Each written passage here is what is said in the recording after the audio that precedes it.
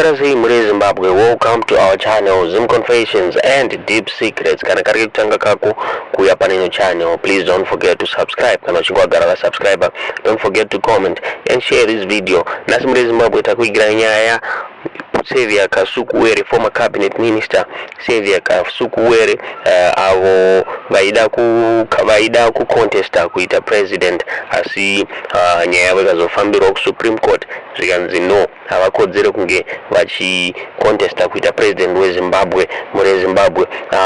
Saka mushure mekunge news dzabuda vakasukera vakataura vachiti kuzo mira kusvika vaenda pa ballot paper muri Zimbabwe. So pane information yazobuditswa ne political analyst anonzi Willard Gunyere pari kunzi ipo cousins Saviour Kasukuwere vanoitwa Dixon Itai Mafios nemumwe anonzi Munyaradzi Mende hanzi vari kuonekwa vachienda kuN'anga vachifambira nyaya dzaKasukuwere, uyezve zviri kunzi pane information yakabuda yekuti mhuri kwaKasukuwere ine ceremony yaida kuita, spiritual ceremony yekuti Kasukuwere akwanise kuwina aende pa president muri Zimbabwe.